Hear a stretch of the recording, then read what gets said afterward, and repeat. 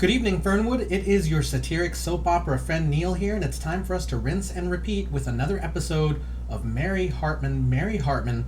Today we are watching episode 153 from November 3rd, 1976. That's a Wednesday. It's time to recap. Yesterday, author Gore Vidal explored the ethics of keeping Mary Hartman in the mental ward with Dr. Williams. Dr. Williams explained that his hands were tied by Mr. Ackerman, who does seek to profit from having Mary under their care. Gore Vidal understood that and went off to meet Mary's family to do research. Back at the Hartman residence, Heather and Tom talk about the new status quo in the home. Since Tom has more money coming in, Heather can afford to get braces. Then Mary calls to suggest that Tom and Mary meet her and to impress upon them that they should bring the Peanuts lunchbox that Heather used to own. Then Tom and Heather are greeted by Gore Vidal, who explains that he is writing a book with Mary. Tom sends him next door to Martha. And while Gore is visiting with Martha next door, Martha explains her point of view and that George is missing mysteriously. Finally, we cut back to the mental ward where Tom and Heather come for their visit, and Mary is quite impressed by the outfit that Heather is wearing that resembles the look that Mary Hartman wore for most of the first season of the show. Heather goes to play with some folks in the ward while Tom and Mary get on the same page about what has been going on with Annie Wiley, and Tom makes very clear that Annie is only a friend, only platonic, and Mary and Tom keep their flame alive. And then after that, Mary works her plan to switch the lunchboxes. Mrs. Defarge, however, points the finger, and there is a really awkward moment that I believe will melt into today's episode.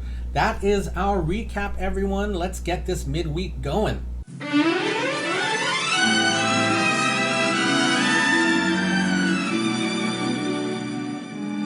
Mary Hartman! Mary Hartman!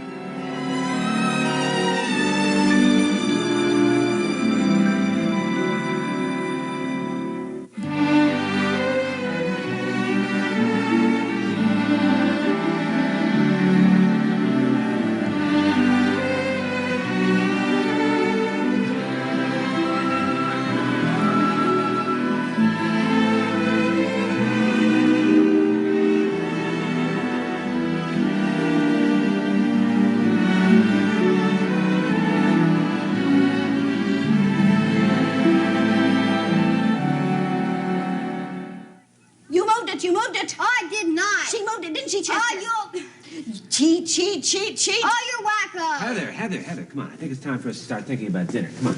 You owe me 12 cents and you owe Chester 2. Do not. Do 2. Do not. Do 2. Do not. Do 2. Mrs. Defarge, listen, here's some change. Here. That should take care. Now, there's a Canadian quarter in there in case you ever get to Canada. Now, it's been real nice seeing you both, and take care. It's been a lot of fun. Mom, I don't see. I know that, sweetheart. Mrs. Defarge is just a little upset because I tripped her yesterday, that's all. Upset? Why, she's out of her ever-loving garden. No wonder she's in the funny farm. I sure hope you get well enough to get out of here. I'm fine, sweetheart. I'm really fine. I'm all better. Almost. Hey, Heather. Well, wasn't it kind of strange she wanted to play with my Peanuts lunch kit? Heather, I didn't want to play with it. Then what? Cheater, pumpkin eater. Liar, pants on fire. Heather, I really think that you should go now. Oh, my, how I've enjoyed this visit. Oh, it's just so wonderful seeing you both, and I just wish you could stay longer.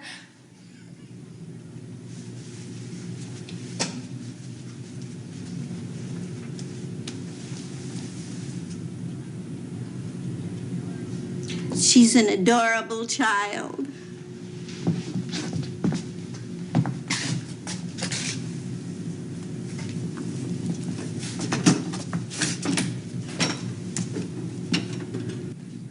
Mr. Vidal, come in. I'm in. What? Oh, I see. That was a little joke. But Your wit is so vast. You're in. Well, I try to have an aphorism for almost every appearance.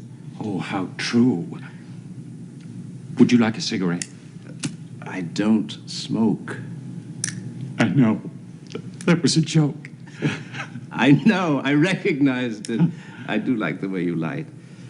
Thank you. Welcome. Now listen, Mr. Ackerman. When are you going to release Mrs. Hartman? Oh, well, these things can't be rushed, Mr. Vidal. We must take into consideration many factors. Such as the exact date of your appearance on the David Susskind program. I beg your pardon? Mr. Ackerman, as you know, a book is about to be written, and the subject of the trials and the tribulations of Mary Hartman. You mean the book you're writing? Yes, that I'm writing. Lucky, isn't it? Oh, yes. Why is it lucky? Lucky because the writer of the book could, if he wanted to, tell the world that a certain hospital administrator would not let Mary Hartman go until he himself had become so nameworthy, so noteworthy, that David Susskind would dedicate an entire program to hospital administration featuring the somber glory of Ackerman. You wouldn't write anything like that. Oh, perhaps it wouldn't be as beautiful as that, but that is the gist of what I mean to write. Mr. Vidal, I haven't any... Excuse me. Yes. Who? Hold on a minute. It's for you. It's Merv Griffin. I think it's the Merv Griffin. Hello, Merv? Listen, Gore, you know, that was a big mix-up. You know I would never schedule you to be on the same show with him, right? I understand. Some moments of aphasia, sudden madness. You don't have to apologize. Then you're going to do the show, right? Without him. I'm looking forward to it, particularly without him. So am I. Now, Gore, listen. There's just one thing. You're pausing, Merv. You're on the defensive. You're trying to force me to say what? Well, you see, when you're on the show, you're not going to talk about Mary Hartman, are you? I mean, after all, she had her breakdown on David Susskind's show, and talking about her on my show is just plugging the opposition. I know what you mean, but it's not true because Mary's breakdown was a national event. I mean, it transcends mere television. You've got to think of it in big terms, in terms of, I don't know, the passion play at Oberammergau. The what? Listen, Gore, it was not national. I mean, if she wanted a national breakdown, she could have done it on my show. I'm in twice the markets he is. I mean, all she had on his show was a little local breakdown. I mean, I could have provided her with a big syndicated breakdown. I think you could, Merv. But in any case, would you prefer to do the show without me?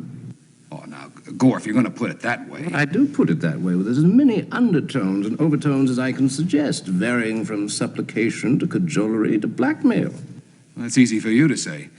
But all right, okay, you win. All I'm trying to do is, you know, stop a little bloodshed and sponsor conflicts and all that stuff. I know. Listen, Merv, there's somebody else I'd like to talk about on that program. Oh? Who? There's a gentleman named Ackerman. He's the administrator of this hospital in Fernwood, and he's the man almost entirely responsible for Mary Hartman's miraculous and rapid recovery. Oh, then she is getting better. Yes, as a matter of fact, I think that Mr. Ackerman's going to release her tomorrow on Election Day. Isn't that great? Hey, well, Gore, was nice talking to you. I know. Goodbye, Merv.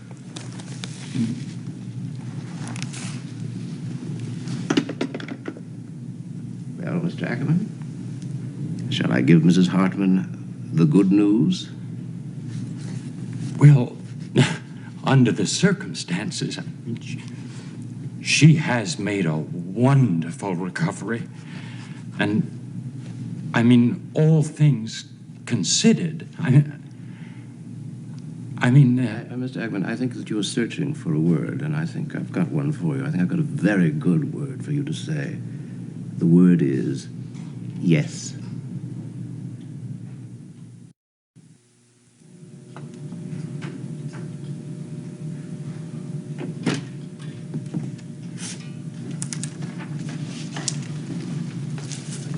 Miss Rittenhouse? Yes? Oh, hello. I'm Merle Jeter. Oh, yes. I brought you these here flowers. Thank you. They're just beautiful. You probably can't stand the sight of me, but Can't stand the sight of you. Why? maybe you don't recognize me through all that grief you got going there, but I'm the one who brought the charges against your husband, against the commissioner. Yes, I know. Look, why don't you come in and sit down? Well? Yes, you know, bringing those charges against him was what got him the TV spot. He was very grateful. It isn't easy for a zoning commissioner to get free TV time. Yeah. Well, you know, actually, that's what I come over here to apologize for. See, I can't help feeling responsible for what happened on that show. Don't blame yourself, Mr. Jeter. Now, all you did was corner him by exposing all his misdealings. His own corruption killed him. Now, my husband choked to death on lies, not steak. No, but you see, if I just keep on thinking that if I hadn't brought those charges against him, you understand? If I'd realized that he was choking on him, like you say, I know that somehow, some way, I would have done more or less, or maybe a combination of both of them, but he'd be alive and right here today. No, you have already done him a very great service. Miss Rittenhouse, I'm not real sure that you understand who I am. See, I'm the one who brought the charges I know last night on the exactly tube. who you are, Mr. Jeter. You know, it may seem cold to you, but you saved my husband the embarrassment of having to live with the fact that he'd been exposed as a crook. Well, that's a very positive attitude you got there. I think that's great on your part, but I just can't help wondering if maybe the price he paid was a bit steep. Well, that's the way he lived his life. He was a gambler, you know, and he lost the last hand, even though he'd been stacking the cards in his own favor all of his life. You know, your husband said something to me about you. He told me a little bit. Yes, he did. He said you're an exceptional woman. I think I'm beginning to see what he's talking about. Well, I may not have been the best of wives, but I plan to make a great widow. And I won't be the first woman in politics who made a better widow than she did a wife.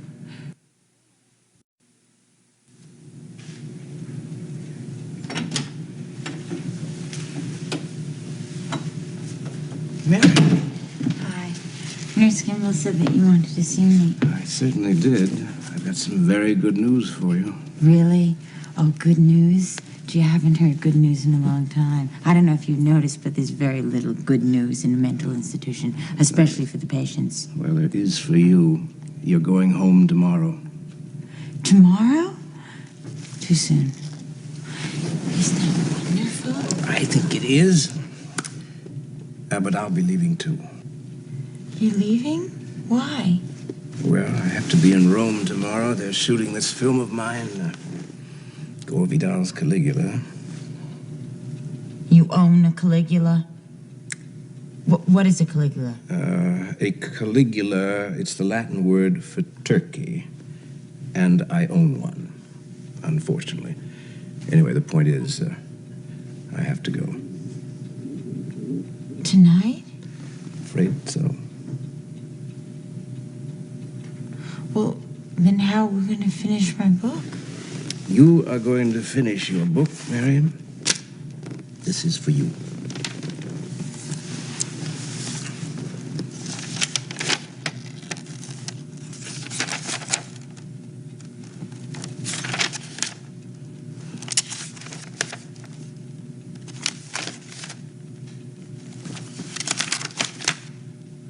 But all these pages are blank.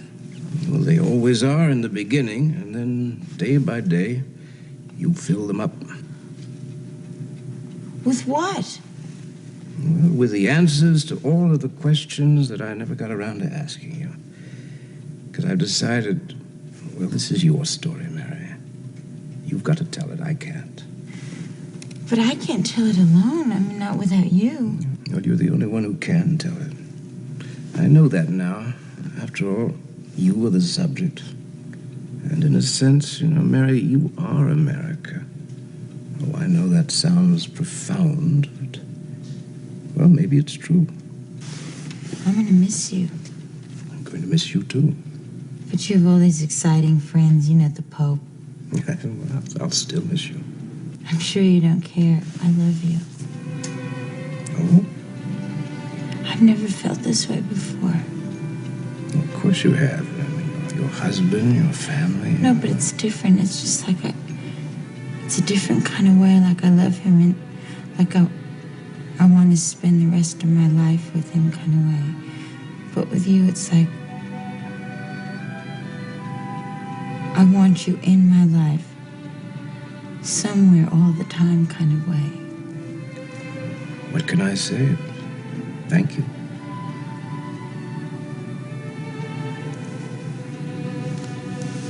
Well, I guess it's goodbye then. You'll go back to your life and I don't know what's gonna happen to me. Oh, my gosh, you're gonna go home tomorrow? You know, if only you knew you have so much as a person. You're vulnerable, but you have capacity to care. And best of all, you have an indefatigable ability to survive. Could you just leave me your phone number? I mean, I'm not gonna call you or bother you or anything like that. I mean, I got the point. It's just in case, you know? Thank you. This game's really a kick. Did you invent it? No, honey. It's been around for years. My grandmother taught it to my mother. My mother taught it to me, and I taught it to my children. Ah, good. My mother never teaches me fun things like this. Oh? She's always after me to try out for cheerleader, improve my posture, finish my homework. Well, there's nothing wrong with any of those. Well, you're more kickier. I like having you around here. Thank you. And it was very kind of your father to let me park my trailer in your driveway. But I don't know how long I'm going to be here. Hi. Hi. Well, I took you up on your offer. I hope you don't mind. Oh, no. Listen, I welcome the company, you know? Did you have a hard day? Yeah. It's a little rough, you know. Chasing the American buck, maybe the great American pastime, it gets a little rough, you know. Sometimes I wonder if it's worth it. Don't knock money. Emerson said, money is as beautiful as roses. Getting fed up with your new job, Daddy? No, I'm just a little tired, that's all, you know. But that job is an opportunity. I'm gonna make a lot of money at it. I thought you just said that job wasn't worth working so hard to make the money. Well, but Tom, never be concerned about contradicting yourself. Another thing that Emerson said was, consistency is a virtue of small minds. yeah, that Emerson was quite a guy, wasn't he? He sure was. I have some of his books. Would you like to read them? Yeah, I'll read him right after I read this month's Argus. You know. Okay. Oh, that's the phone. Let me get it. I think it's for me. I told my office to call me. Hello? Guess what? You'll never guess. What? I'll give you a hint. Are you ready? All right.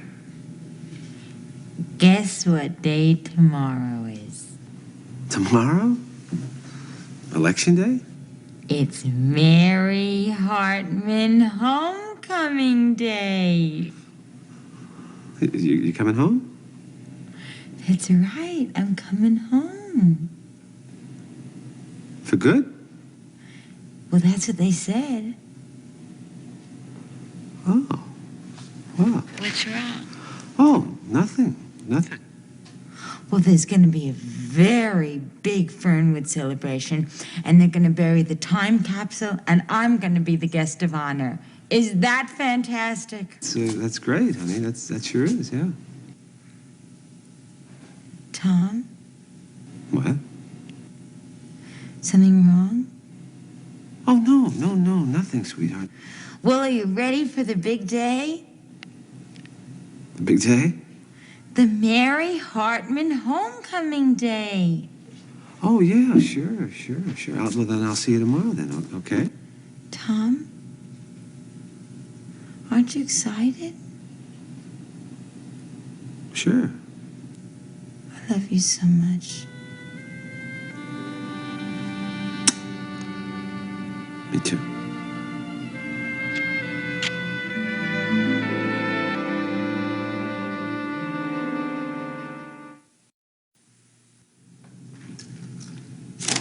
Loretta? What? Honey, this here's from that doctor.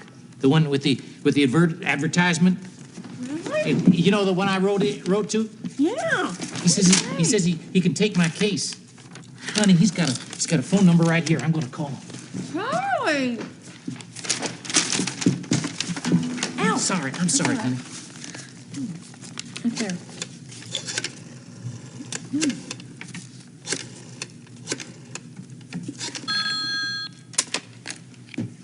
Hello. Hello, Dr. Frackus? Yes, it's Dr. Frackus. Dr. Frackus, this is Charlie Haggers. In Ohio? You wrote and told me you could fix me up. Well, I'm the only doctor in the country who can. How soon can you do it? Well, hold on there, Mr. Haggers. There are a few things I want to tell you about the operation. Then, if you decide to go on with it, you'd come here, we'd do a few preliminary tests before actually going into surgery. Yeah, well, you're a doctor, aren't you? Indeed, sir. I have full credentials from Cornell University. Well, that's good enough for me. What else do I need to know? Oh, I must tell you, Mr. Haggers, that my transplant operation is still in the experimental stage. Transplant? You mean like a transplant? That's what I said. I never heard of such a thing. I mean, not for what I got. I mean, for what I haven't got. Mr. Haggers, the reason you haven't heard of it is because I'm the only person that does that operation. And let me ask you, Doctor, the men, they can all, I mean, they're all men again? Well, I've never lost a patient. Yeah. You think you could do that transplant operation for me? Absolutely. Oh, now, wait a minute, Doctor. There's one thing, as in I'm white. Fine. Whatever you prefer. White, spotted, anything at all.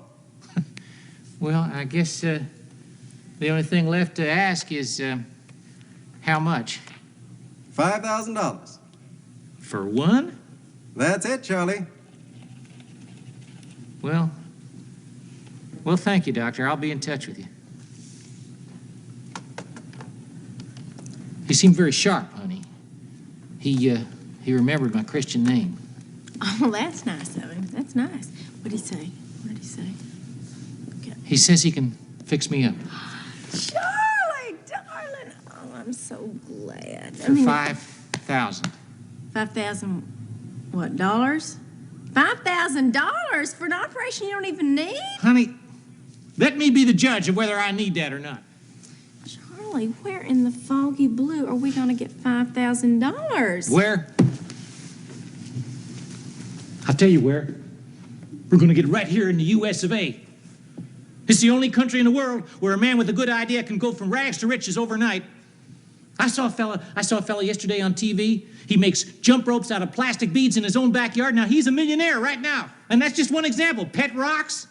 Many's the man. That's right. Many's the man that has riz from the humbles to the millions. It's up to the individual to do it, that's all. You just got to set your mind and just put your mind to it. And, honey, as important as this is to me right now, to both of us right now, I feel like my mind is sitting right now. The money's out there, honey. The money is out there waiting to be had. It's just up to any free-born citizen to figure out how to grasp onto it. That one stirred up a lot of emotions in me, and I'm kind of surprised. So, apparently Mrs. Defarge was not talking about Mary, but about Heather, who kind of looks like Mary at this point, but, well, that allows Mary to get away with her little swindle there, her little switcheroo. And then she sends Tom and Heather home, and there's a little bit more to talk about, but we'll get to that when we get to it. Then we cut to the office, and Gore Vidal seems to be ending his tenure on this show by making very clear to Mr. Ackerman that he can paint Mr. Ackerman in a good way or a bad way. And then Merv Griffin Merv Griffin, he was like the Conan O'Brien of the 70s, you know? Like, he was a big talk show host just showing up. I mean, apparently David Susskind was also huge, but Merv Griffin was enormous. And I don't expect that we're going to see a second appearance by him, but that was quite a surprise. This show just got star-studded.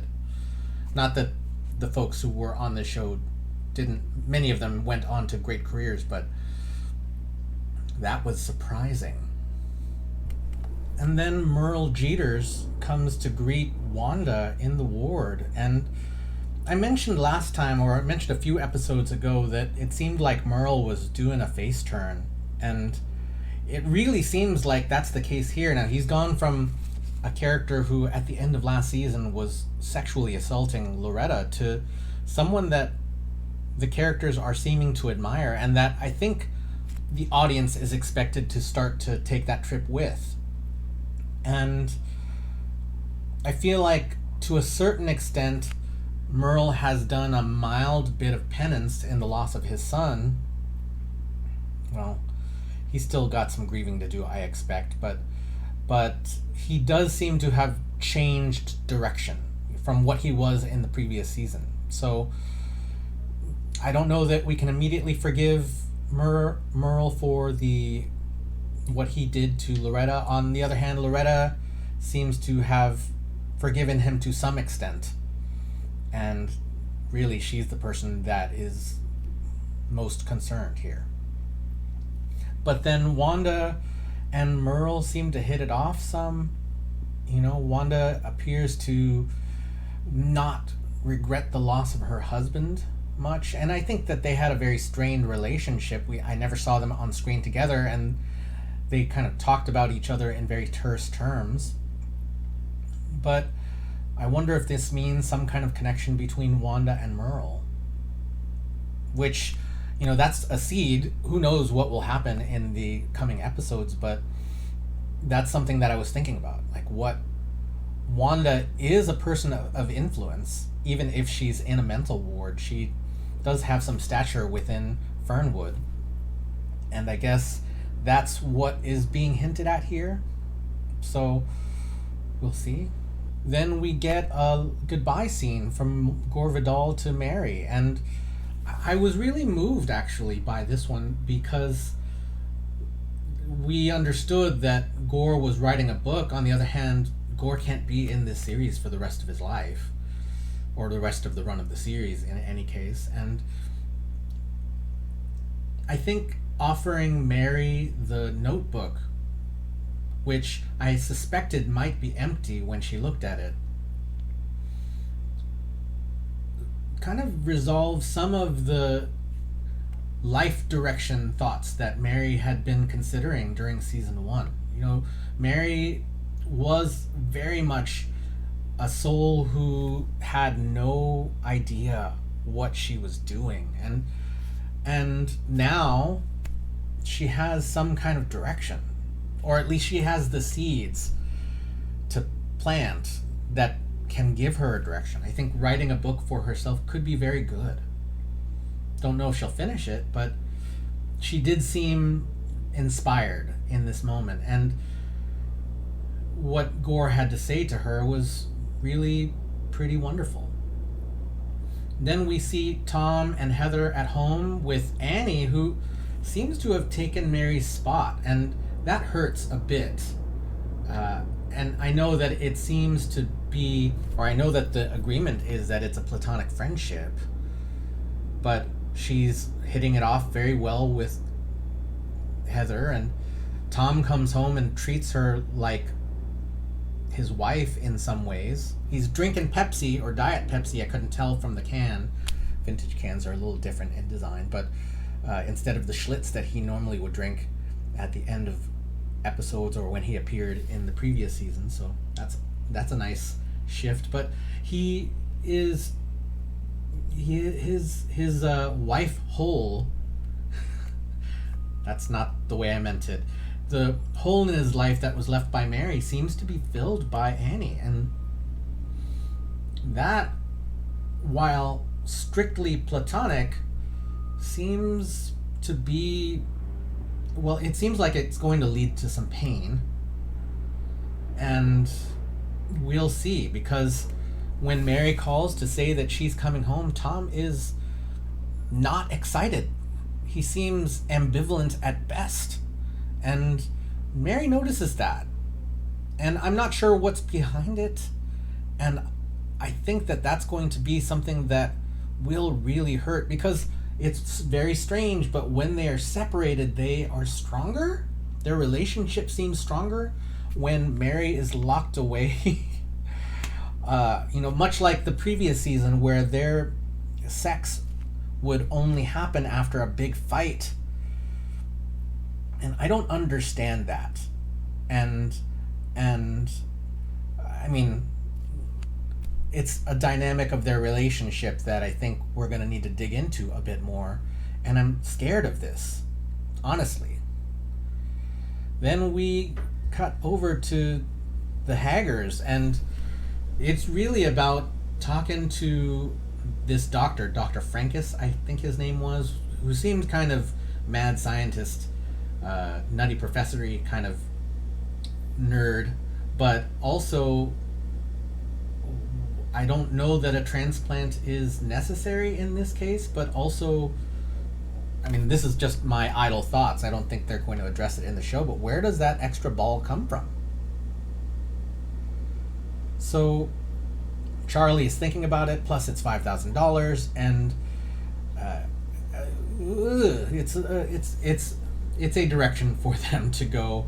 I'm not sure if it is anything more than, last season we had Loretta losing the ability to walk and then regaining it mysteriously, and I wonder if that is a parallel that we're looking at here between sort of Loretta's season 1 loss and Charlie's season 2 loss.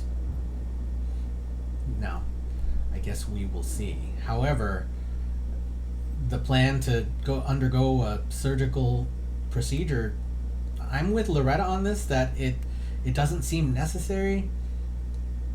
I can see why Charlie might feel it is, but I don't think he's really given serious thought to how to recover from this. And he's making a choice to go somewhere, and I guess Loretta can support him, but also I don't know if it's a smart choice.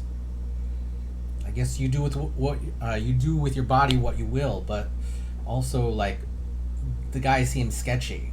That's my main objection to this choice, is that doctor definitely seems sketch. So that is our midweek episode of Mary Hartman, Mary Hartman. Thank you so much for coming back with me and sharing your thoughts about the show.